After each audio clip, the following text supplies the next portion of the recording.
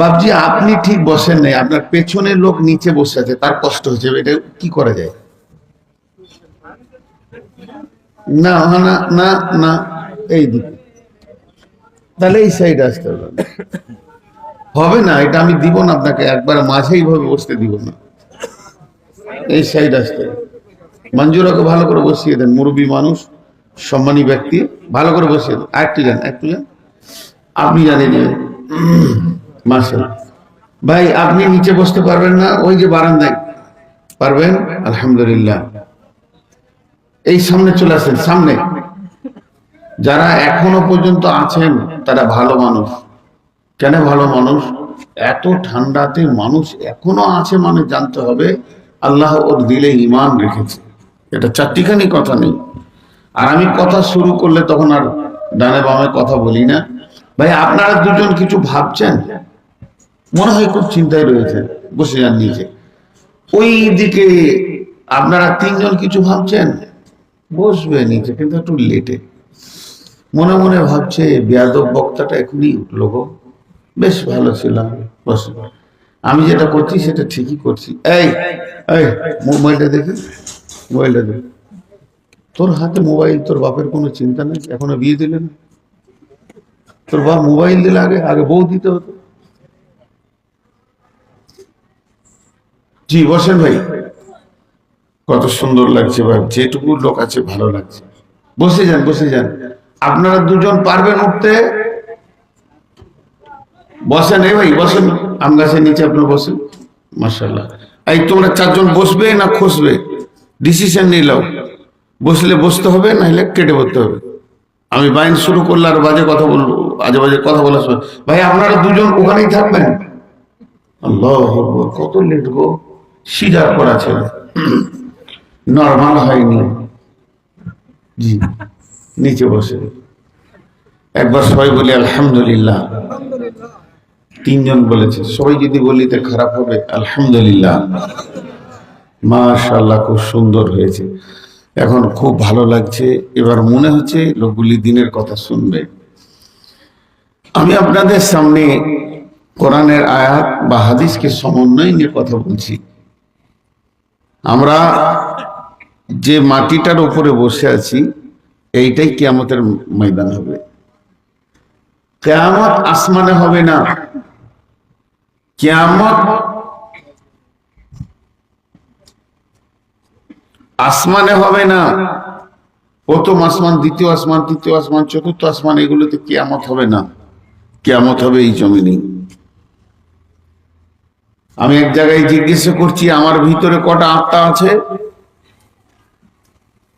সবাই আমার দিকে ধ্যান দেন, 5 মিনিট ধ্যান দেন, 5 মিনিট, ঘড়িটা ঘুরতে 5 মিনিট যতক্ষণ। এই বডিটার ভিতরে কটা আত্মা আছে? সবাই বলবে একটি আত্মা আছে। ঠিকই বলেছেন, সেই আত্মাটার নাম নূর মোহাম্মদ। কিন্তু না, প্রত্যেকটি বডিতে কয়েক কোটি আত্মা আছে, কয়েক কোটি, 1 কোটি 2 কোটি নয়, কয়েক কোটি আত্মা আছে। কেমন করে? একটা আত্মা তো আমার আছে, নূর মোহাম্মদ নামে। প্রতি ড্রাম রক্তে, 1 গ্রাম রক্ত, মানে হোমিওপ্যাথিক ড্রামে, একটা পুরুষের ভিতরে 2 থেকে 2 কেজি রক্ত থাকে, একটা মহিলার শরীরে রক্ত থাকে 2.5 কিলো, কিন্তু ওদের রক্ত বের হয়ে যায়, ওই জন্য ক্ষমতা কম। তো 1 গ্রাম রক্তে 17.5 কোটি শ্বেত কণিকা আছে, লোহিত কণিকা আছে, তাদের প্রাণ আছে। রক্তে যে পোকাগুলো আছে, ওই পোকাগুলোর প্রাণ আছে। আপনি 1 ফোঁটা রক্ত দিয়ে অণুবীক্ষণে যখন দেবেন, তখন দেখবেন কিল কিল কিল কিল করছে, শ্বেত কণিকা, লোহিত কণিকা। এই রক্তগুলো যত, এই পোকাগুলো যত দুর্বল হবে, মানুষটা তত দুর্বল হবে। পোকাগুলো যত সতেজ থাকবে, মানুষটা তত সতেজ থাকবে। তাহলে 1 গ্রাম রক্তে 17 লক্ষ যদি শ্বেত কণিকা, লোহিত কণিকা থাকে, তাহলে 2.5 কেজি রক্তে কতগুলো আছে? এটা একটা গেল। তাদের প্রাণ আছে, তাদের প্রাণ আছে, তাদের আত্মা আছে, তাদের নাফস আছে। একটা পুরুষ সবল পুরুষ, তরুণ, জোয়ান, ইয়ং একবার স্ত্রীর সঙ্গে মিলবে। 40 থেকে 60 কোটি, 40 থেকে 60 কোটি পোকা, যেটাকে শুক্রাণু বলছে, স্খলন হবে। তাহলে 60 কোটি পোকা যদি স্খলন হয়, ওদের প্রাণ আছে। তাহলে একটা দেহে কতগুলো প্রাণ আছে? কিন্তু আজরাইল একটা প্রাণ নিয়ে যাবে।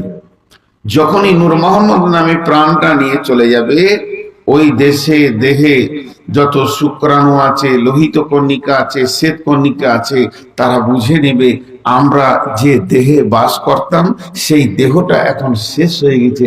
ধীরে ধীরে ধীরে ধীরে ধীরে ধীরে 1 ঘন্টা, 2 ঘন্টা, 1.5 ঘন্টা সব আস্তে আস্তে মরে শেষ হয়ে যাবে। তেমনি আল্লাহ তাবারক ওয়া তাআলা যেদিন জমিনকে শেষ করে দেবেন, জমিনকে যেদিন তোড় ফোড় করে শেষ করে দেবেন, সেই দিন এই জমিনের উপরে যে প্রাণীগুলো বাস করছে, মানুষ শুধু নয়, গরু, ছাগল, হাঁস, মুরগি, ভেড়া, বাঘ, ভালুক, জঙ্গলের প্রাণী, পানির প্রাণী, মাটির প্রাণী, হাওয়ার প্রাণী, সবাই বুঝতে পারবে আজকে পৃথিবী শেষ।